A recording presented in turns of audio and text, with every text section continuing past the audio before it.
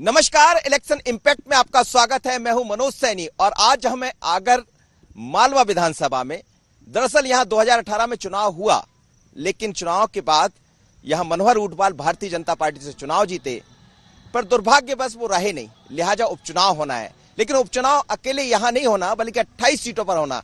पर यह सीट अपने आप में बड़ी दिलचस्प है, इसलिए कि कांग्रेस और भारतीय जनता पार्टी में सीधा मुकाबला देखने को मिलेगा। और 2018 के जब चुनाव हुए तो भी ये सामने आया कि कांग्रेस और बीजेपी के बीच में मतों का अंतर बहुत ज्यादा नहीं रहा। लेकिन इस बार उपचुनाव में क्या होगा, क्या है यहाँ के मुद्दे, तो मेरे साथ इस वक्त तमाम भारतीय जनता पार्टी और कांग्रेस के लोग मौजूद हैं, कुछ स्थानीय लोग भी मौजूद हैं। तो चलिए चलते हैं और समझते हैं इलेक्शन इंपैक्ट के जरिए कि क्या होगा इस चुनाव में। सबसे पहले भारतीय जनता पार्टी, चूंकि ये पद खाली हुआ है, क्या कहेंगे आप? जिस तरह से भारतीय जनता पार्टी 2018 में यहां से चुनाव जीती, लेकिन उसके बाद दुर्भाग्यवश आपके नेता रहे नहीं, अब क्या देख रहे हैं? वैसे आगर विधानसभा भारतीय जनता पार्टी की परंपरागत सीट रही है। यहाँ पर देखा जाए तो कुछ चुनिंदा समय पर ही कांग्रेस के विधायक चुने गए हैं। जनसंघ के जमाने से ही आगर विधानसभा भारतीय जनता पार्टी की गढ़ रही है। हमारे प्रदेश के बहुत ही जाबाज नेता आदरणीय मनोहर जी ऊंटवाल का अस्वस्थ होने के कारण उनका देहावसान हो गया है, जिसके कारण हमारी सीट रिक्त हुई है आगर की। भारतीय जनता पार्टी ने आगर में इतने विकास कार्य किए हैं कि उनकी लिस्ट अगर बनाई जाए तो सुबह से शाम हो जाएगी। हम इन्हीं मुद्दों के साथ भारतीय जनता पार्टी का कैंडिडेट चुनाव लड़ेगा और अधिक से अधिक मतों से यहां से जीतेगा। नहीं, लेकिन आप ऐसा कह रहे हैं कि ये सीट जो रही है वो परंपरागत सीट रही है भारतीय जनता पार्टी। कई दफा हम देख के जब परंपरागत सीट हो जाती है तो जिस तरह का विकास होना चाहिए, जो भी प्रत्याशी चुनाव मैदान में होते हैं उसको लगता है कि ये तो परंपरागत है और चुनाव हमें जीतना। लेकिन अब सियासत बदल रही। भारतीय जनता पार्टी ने जब आगर को जिला बनाया, जिला बनाने के बाद यहाँ पर जो जिले की हर आवश्यकता होती है, एसपी ऑफिस हो, कलेक्टर ऑफिस हो या तमाम तरह के जो भी विभाग हो, वो सब भारतीय जनता पार्टी के सरकार ने यहाँ पर दिए हैं। 15 साल में भारतीय जनता पार्टी ने आगर में एक नया इतिहास रच के इतना काम किया है कि हम उन्हीं मुद्दों के साथ में आने वाले चुनाव में जनता के सामने जाएंगे और इस चुनाव को अधिक से अधिक मतों से जीतेंगे। बिल्कुल, जैसा ये कह रहे हैं कि इस बार जो मुद्दों को लेकर हम पिछली दफा, हम आपको बता दें कि शाजापुर में पहले कभी आगर रहा करता था, बाद में आगर मालवा एक अलग जिला बन गया और इस जिले में कई काम हुए, ऐसा भारतीय जनता पार्टी का कहना है। लेकिन कांग्रेस के भी तमाम सारे लोग हैं, क्या कहेंगे जिस तरह से विकास के दावे किए जा रहे हैं? 2018 में भी आप चुनाव में थे, लेकिन नजदीक आते आते आखिर हार का सामना करना पड़ा, पर अब ये उपचुनाव है। भारतीय जनता पार्टी के हमारे मित्र ने कहा कि बहुत लंबी लिस्ट है विकास की, कोई बड़ी अच्छी एक दो लिस्ट ही मुझे बता दे कि ये कौन सी लिस्ट है। बहुत बड़ी लंबी लिस्ट तो मिलेगी आपके इनके भूतपूर्व विधायकों की। विधायक तो भारतीय जनता पार्टी के यहाँ पर 55 साल तक विधायक रहा, लेकिन विकास के नाम से कुछ नहीं किया। अपना स्वयं का विकास हुआ है, लेकिन इस शहर को, हमारे जिले को आज तक कोई बड़ी सौगात नहीं मिली है। हमारे ज़माने में, अर्जुन सिंह जी के ज़माने में जो बड़े टीलर डैम वगैरह बने हुए थे, परसूगढ़ी का डैम बना हुआ था, इसके अलावा इन्होंने कोई डैम नहीं बनाया, कोई बड़े काम नहीं किए। जो ग्रिड हमने दिग्विजय सिंह जी की सरकार में 10 बनाए थे वही ग्रिड रहे। इसके अलावा अभी हमने, हमारी जो 15 महीने की सरकार थी, इस 15 महीने की सरकार में हमने 29 फरवरी को 2020 को माननीय हुकुम सिंह जी कराड़ा जी के नेतृत्व में हमने 7 डैम दिए। हड़ाई का डैम दिया हमने, भादवा का डैम दिया हमने, और उनका भूमि पूजन कर दिया, टेंडर लग गए। 24 फरवरी के दिन हमने 11 ग्रिड स्वीकृत किए, जिसमें घुराशाह से लेकर सब है। उन ग्रिड का भी भूमि पूजन हमने हमारे प्रियव्रत सिंह जी के नेतृत्व में किया। हमने हमारे क्षेत्र में 11 करोड़ के रोड माननीय पीडब्ल्यूडी मंत्री सज्जन वर्मा जी से लिए, जबकि हमारा विधायक नहीं था। और सही कह रहे हैं वो कि ये भारतीय जनता पार्टी का गढ़ रहा, लेकिन इस गढ़ को गिराने जा रहा है, ढहाने जा रहे हैं हम लोग। बहुत जल्दी कांग्रेस पार्टी का यहाँ पर विधायक जीतने जा रहा है। चलिए, दावा है कि कांग्रेस का जो विधायक यहाँ से चुनाव लड़ने जा रहे हैं वो चुनाव जीतने जा रहे हैं, लेकिन ये तो जनता तय करती है। पर विकास के दावे दोनों ही तरफ से किए जाते रहे। स्वाभाविक है कि भारतीय जनता पार्टी लंबे समय तक यहाँ चुनाव जीती है, तो उम्मीद भी बीजेपी से बहुत ज्यादा है। लेकिन वो कह रहे हैं कि हमने तो 15 महीने के कार्यकाल में इतना कुछ कर दिया, कई डैम का जिक्र कर रहे हैं। आप लोग तो कई वर्षों तक रहे, फिर भी नहीं कर पाए। कुंडालिया वृहद परियोजना जो मध्य प्रदेश के इतिहास में इस शाजापुर राजगढ़ जिले को मिली है, वह कहीं किसी से छुपी नहीं है और भारतीय जनता पार्टी ने यहाँ सिर्फ काम के दम पर ही अपने विधायक जिताए हैं। और जहां तक पूर्व विधायकों की सूची की बात है तो भारतीय जनता पार्टी में कार्यकर्ता निर्माण की व्यवस्था है और एक के बाद एक कार्यकर्ताओं को मौका दिया और उन्हें विधायक बनाया। अगली बार नए व्यक्ति को मौका दिया। यहाँ परिवारवाद, वंशवाद चलता नहीं है, इसलिए इनके इस प्रश्न का ये उत्तर है। दूसरी बात विकास की है तो शाहजहांपुर अगर जब अविभाजित जिला था, मैं चूंकि छात्र संघ का निर्वाचित अध्यक्ष रहा हूँ, यहाँ सिर्फ 3 कॉलेज थे। आज शिवराज सिंह चौहान की सरकार में बड़ौद को कॉलेज मिला, बड़ौदिया को कॉलेज मिला, नलखेड़ा को कॉलेज मिला। तो आप बताइए यदि काम नहीं होते तो उच्च शिक्षा के क्षेत्र में 70 साल कांग्रेस ने राज किया और जिले में 3 कॉलेज थे और आज मध्य प्रदेश की शिवराज सिंह की सरकार ने इस जिले को 9 कॉलेज वर्तमान में दिए हैं। परसों शिवराज जी ने बड़ौद में अपने विज्ञान संकाय की घोषणा की है। विधि संकाय जो यूपीए सरकार की नीतियों के कारण बंद हुआ था, कि बार काउंसिल के नियमों के कारण बंद हुआ था, उसे माननीय मोहन यादव जी ने घोषणा की है, उसको हम शुरू कर रहे हैं। और उद्योग के क्षेत्र में उद्योग विभाग को तनोड़िया के पास 300 एकड़ जमीन अलाटमेंट करके इस क्षेत्र को हम रोजगार देना चाहते हैं। और मैं निश्चित इस क्षेत्र के कार्यकर्ता जो दिन और रात हमारे यहाँ बूथ स्तर तक काम कर रहे हैं, भारतीय जनता पार्टी 25,000 से अधिक मतों से यहाँ पुनः विजय होगी। भारतीय जनता पार्टी ने तो ये कह भी दिया कि 25,000 से अधिक मतों से जीत जाएंगे। अभी तो मत डलना है, प्रत्याशी भी होगा और क्या होगा, लेकिन विकास के तमाम तरह के दावे हैं। वो कह रहे हैं कि हमने शिक्षा के क्षेत्र में अलग जगह दी। यहाँ कुछ दिन पहले ही यहाँ शिक्षा मंत्री ने एक बड़ी घोषणा कर दी, उससे पहले कई कॉलेजेस खोल दिए, लेकिन जब आपको मौका मिला तो आपने कुछ नहीं किया। ये चुनाव है हमारा 15 साल बनाम 15 महीनों का। कमलनाथ जी ने ऐसी योजनाएं लागू की है जो भाजपा की सरकार ने आज तक की नहीं। गौशालाएं, प्रत्येक पंचायत में गौशालाओं का निर्माण हो रहा है। हम चुनाव लड़ रहे हैं 100 रुपए में 100 यूनिट बिजली पे। आज नगर में लोगों को हजारों लाखों रुपए के बिल आ रहे हैं, किसी को 20,000, किसी को 25,000। कमलनाथ जी की सरकार में मात्र 100 रुपए में 100 यूनिट बिजली मिलता था। हम 51,000 रुपए कन्यादान योजना में 51,000 रुपए कन्याओं को मिला है। वो मामा कहते थे कि मैं तो मामा हूँ, भांजियों को तो कुछ भी नहीं दिया उन्होंने। कमलनाथ जी ने दिया 51,000 रुपया प्रत्येक भांजियों को। और ये विकास की बात करते हैं, सिर्फ कागजों में घोषणा है। कॉलेज बड़ौद में कोई शुरू नहीं हुआ, सिर्फ कागजों में घोषणा होती आ रही है। अभी तक इनकी कभी भी कोई इनका विकास धरातल पे दिखता नहीं है। इनका धरातल पे कोई विकास नहीं है भारतीय जनता पार्टी का। यहाँ विपिन वानखेड़े कांग्रेस से प्रत्याशी घोषित भी हो चुके हैं और विपिन ही पिछली दफा यहाँ चुनाव मैदान में थे, लेकिन 2700 वोटों से हार का सामना करना पड़ा था। विपिन वानखेड़े खुद एनएसयूआई के नेता है, युवाओं से जुड़े हुए नेता है, लेकिन जब 15 महीने की सरकार आई तो लोग ऐसा कहते हैं कि शायद वो ये समझ रहे थे कि अगले 5 साल बाद चुनाव होना। तो ये जो मुद्दा बार बार जब लोगों से बात होती है, वो कहते हैं कि कई दफा इसका दुरुपयोग भी हुआ। क्या ऐसा कुछ है? नहीं, उन्होंने तो हारने के बाद भी जनता के बीच में काम किया। हमने अभी जैसा हमारे मित्र कह रहे थे कि आगर में कुछ नहीं दिया, 4 करोड़ रुपए हमने तालाब के सौंदर्यीकरण के लिए माननीय जयवर्धन सिंह जी ने दिया।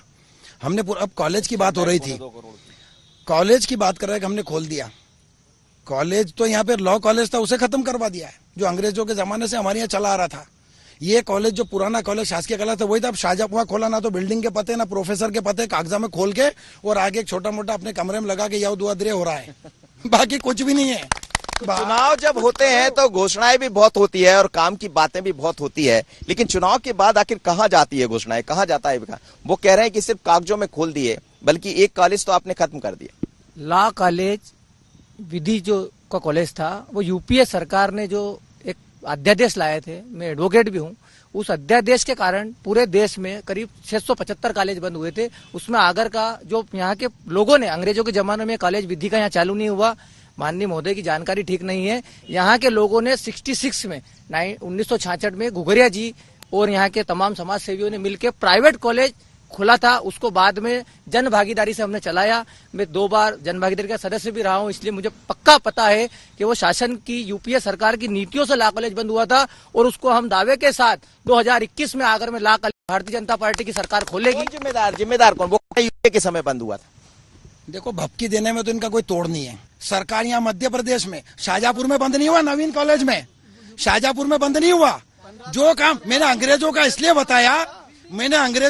बताया कि ये अंग्रेजों की नीतियां पसंद है इनको। अगर कांग्रेस की कह देता तो कि नेहरू जी ने ये करा, ये कॉलेज ही कांग्रेस की देने। पहले इसको कांग्रेस के नेताओं ने प्राइवेट संस्था बना करके खोला है, आपने नहीं खोला है। समाज सेवी कांग्रेस के थे, आपके नहीं थे सारे। उसको फिर गवर्नमेंट के तब्दील किया। इनको अंग्रेज की नीतियां पसंद है। अगर कांग्रेस की बात करोगे, ये कहिए। कांग्रेस की देनी है, ये उन समाज सेवियों की, आज वो यहाँ पे है नहीं, उनके ऊपर झूठा आरोप है। उन समाज सेवियों ने इस कॉलेज को चलाया है और भविष्य में बाद में जाकर के वो एक शासकीय कॉलेज बना है। अगर कॉलेज का इतिहास आज भी उसका पूरा आगर के शासकीय भवन में है लिखा हुआ है। और जैसा कि अभी बताया कि 51,000 इस आगर जिले में एक भी ऐसी बेटी बता दे जिसको इनकी सरकार ने 51,000 रुपए दिए हैं तो वो कह रहे हैं आगर में। दूसरी बात, शादी के कन्या विवाह के, दूसरी बात कन्याओं के लैपटॉप ये ले गए। आपने चुनाव में घोषणा करी थी कि हम बच्चों को स्कूटी देंगे, स्कूटी तो दूर है, उस स्कूटी की बैटरी तक आप दे नहीं पाए। मोबाइल जो शिवराज सिंह जी की सरकार देती थी वो मोबाइल भी आप दे नहीं पाए उन बच्चियों को।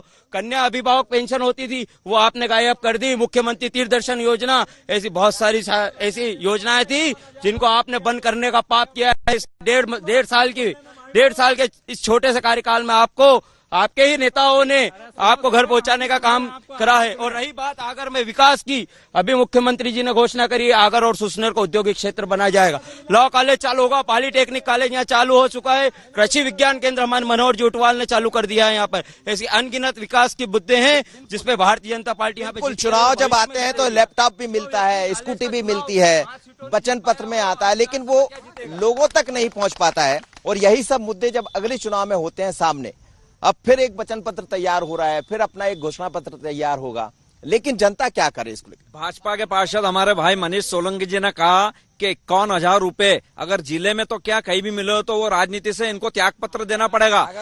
आगर नगर पालिका में चैलेंज दे रहा हूँ मनीष सोलंकी पार्षद को कि आगर नगर पालिका से कितने लोगों को 51,000 रुपए मिले होंगे तो मैं राजनीति से संन्यास ले लूंगा। ये भाजपा के पार्षद 6,000 से ऊपर घोषणा, ये भाजपा के पार्षद मनीष सोलंकी जी को संन्यास देना पड़ेगा। वे बाबा बैजनाथ की तरफ हाथ करके संन्यास 5,000 संबल योजना के माध्यम से अंत्येष्टि सहायता मिलती थी, वो आप लोग डाल नहीं पाए। 2 लाख का बीमा होता था, आपकी सरकार ने वो नहीं दिया।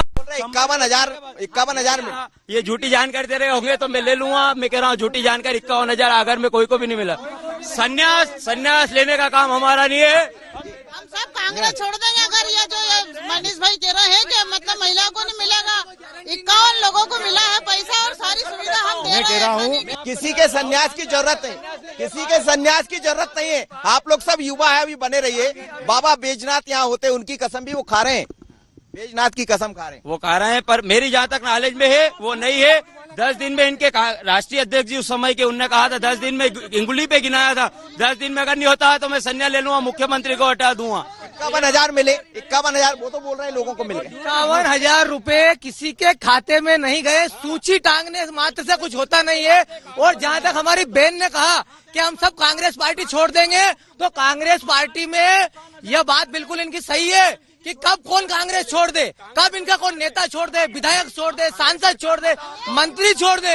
ये कांग्रेस, ये तो अरे 1 मिनट, कांग्रेस छोड़ दे। अरे हो सकता है विधानसभा के बाद नहीं, अगर घर में अगर कुछ बात हुई, अपनों ने अपने को मारा, घेरों में क्या दम था, जहाँ कश्ती डूबी वहाँ पानी कम था। अगर सिंधिया जी साथ देता था आज हमारी सरकार नहीं जाती। कमलनाथ सरकार ने कहती नहीं, वचन तो कांग्रेस का वचन पूरा करती है, ये कांग्रेस का वचन पूरा करती है ये। और अभी भी पूर्ण उम्मीद रख रहा है कि कांग्रेस की सरकार बनेगी और बनेगी ही। वो बिकाऊ जो है नहीं, पैसों में बिक गए, वो काम नहीं आएंगे। ये भैया बाद में देना प्रूफ। अरे प्रूफ बाद में देना। मैं दिखा रहा हूँ, वो भी दिखा रहा हूँ आपकी सूची में। अपने लोग क्यों चले गए आपके पास? अभी पारुल साहू अभी कह रहा था मेरा दोस्त, अभी पारुल साहू रमा और कितने भाजपा के हारे ने भगदड़ा बुधर मच गई है। और ये जीतने भी गए, ये रद्दी थी हमारे यहाँ, रद्दी का माल बिकाऊ था, कबाड़ी है ये कबाड़ी रद्दी का माल पूरा देश में ये रद्दी का माल खरीद रहे हैं। पिछले चुनाव में आप उनके नाम पर वोट ले रहे थे, वो आपके लिए वोट ले रहा है, वो रद्दी आपके पास से चले गए तो रद्दी हो। बात तो सुने, उसमें अभी आपने कहा क्या 4,000 रुपए, हम 4,000 रुपए देने वाले थे। 2.5 महीने में हमारी सरकार हाजिर रही, इन्होंने हमारी सरकार गिरा दी। हमने 150 रुपए का 600 रुपए पेंशन कर दी। हम उसके दूसरी योजनाएं लाने वाले थे, इन्होंने हमारी सरकार गिरा दी। अरे तुमने खरीद के नोट से सरकार बनाई, हमने वोट से बनाई थी और नोट की सरकार बनाई। नोट और वोट की सरकार है, नोट और वोट की सरकार। नोट भाजपा के लोगों से पूछना चाहता हूँ कि आज ये बोलते कि हमारी सरकार कार्यकर्ताओं की सरकार है। हमारे कुछ लोग चले गए जिन्हें हम गद्दार भी कह रहे हैं और खुल के कह रहे हैं, चले गए। अगर इनमें दम है तो उन लोगों की टिकट काट के और फिर चुनाव लड़के दिखाए। क्यों दे रहे? वो तो टिकट इसीलिए दिया ना, क्यों दे रहे? तो खरीदे है ना, तो दिए। खरीदे आप लोग ने खरीदे हैं विधायक। कांग्रेस को सत्ता जाने का इतना दुख है हर कार्यकर्ता को, जिसके कारण वो भारतीय जनता पार्टी के समर्पित कार्यकर्ताओं के ऊपर आरोप लगा रही है। और आने वाला विधानसभा चुनाव 28 सीटों पर इन लोगों को जवाब देगा। जो महाराज इनके लिए कल पूजनी थे, आज उनके लिए रद्दी हो गए। तो इनके कार्यकर्ता आज इनके कांग्रेस में कार्यकर्ताओं की कदर नहीं है। और भारतीय जनता पार्टी कार्यकर्ताओं को बनाती है और जनता तय करेगी कि मध्य प्रदेश में किसकी सरकार रहेगी। और डंके की चोट शिवराज सिंह की सरकार चलेगी। 28 विधानसभा के उपचुनाव है। आप सही है कि हम सही है तो जनता तय करेगी। जनता जी। जय भवन सिंह पवैया चिल्ला के थक गया कि झांसी की रानी का हत्यारा सिंधिया, और ये उनको हत्यारा कहते थे। और आज इनके पूजनी हो गए, आज इनके पूजनी हो गए। लेकिन वो जब चिल्ला रहे थे तब आपके साथ थे सिंधिया, आप हटा देते। नहीं, आप बता, सुने ना, सुनिए आप। सिंधिया जी ने कहा था कि सरकार हमने इसलिए गिराई कि हमारे अतिथि शिक्षकों को कांग्रेस ने जो वादा किया था पूरा नहीं किया। हमने 2 लाख का बोले, कांग्रेस ने मुआवजा नहीं दिया। तो आप इतने अगर निष्ठावान थे, कांग्रेस तो भारतीय जनता पार्टी से 35 करोड़ रुपए मत लेते और यूं कहते कि पहले मेरे किसानों के खाते में 2 लाख रुपए डालो, पहले मेरे अतिथि शिक्षकों को नौकरी दो। लेकिन 14 मंत्री बना के गप अंदर राज्यसभा में। लेकिन वो यही कह रहे थे कि आपने काम नहीं किया, 2 लाख रुपए नहीं दिए, इसलिए मैं सड़क पर आया। तो वही तो कह रहा, सुनो तो ये बात भाजपा से शर्त रखते ना, भाजपा से क्या पहले 2 लाख रुपए डालो, पहले अतिथि शिक्षक को नौकरी दो, उसके बाद में ज्वाइन करूंगा। आप लोग ये कर देंगे, जो छूट गया वो कर देंगे आप। भारतीय जनता पार्टी के पास नीति है, नियत है, नेता है और कार्यक्रम है। इनके पास ये सिर्फ चुनाव में, जैसे अटल बिहारी वाजपेयी ने कहा था, नीति नियम चाल चरित्र चेहरा। आप तो नए चेहरे को ले आए अपने। नया चेहरा नहीं, वो कार्यकर्ता के रूप में भारतीय जनता पार्टी में काम कर रहे हैं। वीडी शर्मा, भारतीय जनता पार्टी के प्रदेश अध्यक्ष वीडी शर्मा जी के साथ जब ये उज्जैन और इंदौर के दौरे पे सिंधिया जी आए तो आपने मीडिया ने भी परिवर्तन देखा। वो अब नेता नहीं है, वो भारतीय जनता पार्टी के कार्यकर्ता हैं। यही भारतीय जनता पार्टी है कि यहाँ कर। लेकिन ये सूची है, ये सूची भी ये लोग दिखा रहे हैं। आप देखिए कि धीरे धीरे कर ये चुनाव पूरा चरम पर होने लगा है। और जब कांग्रेस के नेता यहाँ पहुंच रहे तो भाजपा मंडल अध्यक्ष की भाभी को भी यहाँ दिखा रहे, कौशल्या भाई रेखा बोल रहे कर्जा माफ हो गया। इस बार के चुनाव में किसान कर्ज माफी भी बड़ा मुद्दा। इस बार के चुनाव में किसान कर्ज माफी भी बड़ा मुद्दा। 61,401 रुपया कर्जा माफ हुआ। नहीं, लेकिन 61,000 माफ हुआ है किसान का कर्ज। ये जो सूची आप किसान कर्ज की दिखा रहे, 61,000 माफ हुआ। लेकिन कई किसान तो ऐसे जिन तक नहीं, जबकि राहुल गांधी ये कह रहे थे कि 10 दिन के भीतर कर्ज माफ हो जाए। हमने जैसी हमारी सरकार बनी, हमने 10 दिन के अंदर साइन कर दिया। और साइन करने के बाद माननीय कमलनाथ जी ने 2 पत्र भेजे। एक तो भेजा सहकारी बैंक को, एक नेशनलाइज बैंक को भेजा कि मेरा जितने भी किसान हैं इसकी जवाबदार मध्य प्रदेश की सरकार और मैं कमलनाथ हूं। कोई भी इनसे किसी प्रकार की वसूली ना करे और इसका समस्त जवाबदार मध्य प्रदेश की सरकार है। उसके बाद बताओ किसी का ट्रैक्टर खींच रहा हो, बताओ किसी की भैंस खींची हो, बताओ किसी के साथ बताइए। वो डिफाल्टर घोषित हो गए। वो कांग्रेस की सरकार के नाम को आज भी रो रहे हैं, जो 0% ब्याज। हमारे भाई बोल रहे हैं कि मुख्यमंत्री जी ने सबका कर्जा माफ कर दिया। कर्जा माफ तो नहीं हुआ, बल्कि हमारे किसान डिफाल्टर घोषित हो गए। उनको खाद बीज कुछ भी नहीं मिला। डिफाल्टर हो गए, आप सूची दिखा रहे। वो कह रहे हैं डिफाल्टर हो गए आप, सूची दिखा। एक सेकंड, मैं मेरे भाजपा के साथियों को खुला चैलेंज देता हूं कि भाजपा के मंडल अध्यक्ष के भाई का कर्जा माफ हुआ है। अगर नहीं हुआ तो ये तो FIR कराए, ये हम पे FIR कराए। वो कह रहे कर्जा माफ हुआ नहीं तो आप FIR दर्ज करा दीजिए। हम हमारे कार्यकाल में भी हमारी शासन की योजना है, उसका लाभ प्रत्येक मध्य प्रदेश वासियों को मिलता है। उनका खेत है, वो अगर पात्रता, पर ऐसे किसान भी तो हैं जिनने इनका घोषित कर दिया, आज तक प्रमाण पत्र दे दिए पर उनकी राशि में आज तक जमा नहीं है। वो डिफाल्टर घोषित हो रहे हैं। उनको किसानों को चोर बनाने का काम कमलनाथ सरकार ने किया है। उस प्रकार की किसानों के साथ इन्होंने जो छलावा किया है, उस पाप के कारण 15 महीनों में इनकी सरकार वापस हो गई है। और माननीय माननीय शिवराज सिंह जी ने एक बार भी उन्हें कहा 15 महीने के बाद जब बैठे हैं कि हमारे यहाँ खजाने की कमी है, एक बार शिवराज जी का कहीं से भी लाना पड़ेगा, कहीं से भी लाएंगे पर किसानों को रोने नहीं देंगे, किसानों को रोने नहीं देंगे, किसानों को रोने। जी सुनो, 14 साल में इन्होंने जो भ्रष्टाचार से पैसा कमाया ना, उसको इन्होंने 15 महीने की चलती हुई सरकार को गिराया है। जनता ने वोट कमलनाथ जी को दिए थे, क्यों सत्ता चली गई, क्यों सत्ता चली गई? कांग्रेस को जो लोग गए वो आपके लोग थे। 2018 में आपका चेहरा थे ज्योतिरादित्य सिंधिया, आप लोग क्यों नहीं सकते? कोई चेहरा नहीं, हमारा चेहरा कांग्रेस थी, कांग्रेस को वोट दिया। हमारा कोई नॉमिनेट नहीं हुआ था कि यही मुख्यमंत्री बनेंगे, कोई नॉमिनेट नहीं था, कोई नॉमिनेट। हमने तो सिंधिया के नाम पे नहीं दिया है, हमने कमलनाथ जी के नाम पे वोट दिया हमने। और ये कह रहे हैं कि भारतीय जनता पार्टी नीति से चलती है। अरे नोट से चल रही है भारतीय जनता पार्टी, नोट से चल रही है। और नोट के ऊपर वोट कैसा होगा? हाँ, बात करते हैं। जवान दुल्हन बता के सूरत को बिठा दिया, सिंधिया जी के नाम पे वोट मांगे और बिठा रहे कमल रात को, ये क्या है? ये वो कह रहे हैं जवान दुल्हन बना के इस बूढ़े को बिठा दिया। 15 साल का इतिहास उठा लो, 15 साल का इतिहास उठा लो, उनमें क्या जवान सभी जवान थे क्या? जवान चेहरा बताया, जैसा चेहरा था वैसा आज से 15 महीने तक था। 15 साल का इतिहास उठा लो, सबसे ज्यादा किसानों ने आत्महत्या करी। 15 महीने का इतिहास उठा लो, कोई किसान ने आत्महत्या नहीं करी। अभी 6 महीने में देखो कितने किसानों ने आत्महत्या करी। आगर विधानसभा में बीमा के नाम पे 5-5, 7-7 रुपए बीमा की राशि आ रही है, किसान रो रहे हैं 5 रुपए। मैं हमारे पार्षद भाई को अवगत करा देता हूँ। माननीय मुख्यमंत्री जी ने परसों बड़ौद में घोषणा की है कि आगर विधानसभा का जो बीमा आया है, आगर विधानसभा में जो बीमे की प्रीमियम आई है उसको पूरे पे होल्ड करा दिया है। उसकी पूरी जांच हो रही है, उसकी पूरी जांच होगी, उसके बाद बीमा डलेगा।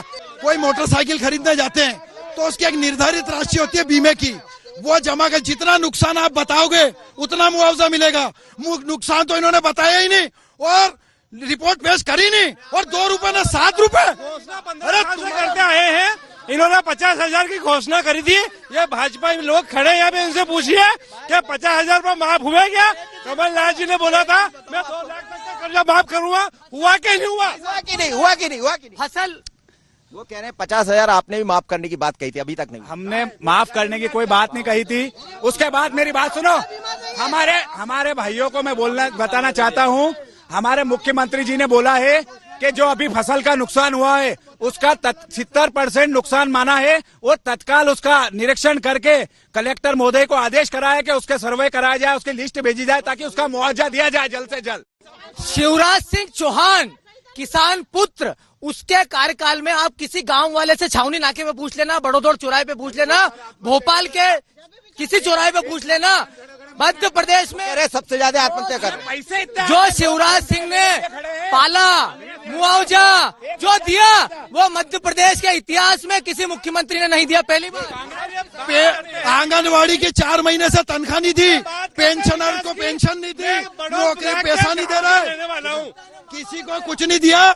और झूठ बोला 4 महीने से तो आंगनवाड़ी के पैसे नहीं है। कमलनाथ जी के सरकार में बेचारा कर्मचारियों को वेतन नहीं मिल रहा था, 5-5, 6-6 साल हो गए थे, 5-5, 6-6 महीने हो गए थे। वो बोलते थे कि कहाँ की सरकार आ गई, हमको वेतन ही नहीं मुख्यमंत्री हो सकता है क्या? घर का अगर मुखिया ही रो रहा है मेरे पास पैसे नहीं, ये कौन सी बात हुई? पैसे कैसे लाना पड़े, ऐसा हमारे मुख्यमंत्री जी कह रहे हैं। इतिहास में हजारों करोड़ों रुपए का बजट मध्य प्रदेश के इतिहास में 2,00,000 करोड़ का बजट पेश किया माननीय मुख्यमंत्री शिवराज पेश किया, लेकिन बजट का जी 2,00,000 नहीं 2,00,000 करोड़ का।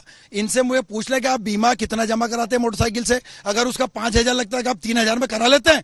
जितना बीमा की राशि थी उतनी हमने जमा की, अब कितना नुकसान हुआ यह रिपोर्ट तुमने दी थी, क्योंकि तुम्हारे पास पैसा नहीं है। आगर विकास की बात करिए, आगर में डिबेट है, इनसे पूछिए, सब नेता है, नगर पालिका से भी जुड़े हैं, विधानसभा स्तर के और जिले स्तर और प्रदेश स्तर के नेता हैं। आगर में जब अतिक्रमण टूटा, गरीबों के आशिया ने तोड़े, जब कांग्रेस के नेता, जब विपिन भैया कहाँ गए थे? हमारे विपिन भैया कहाँ गए थे जब लोगों के मकान तोड़े, जब यहाँ लोगों ने खून के आंसू रोए?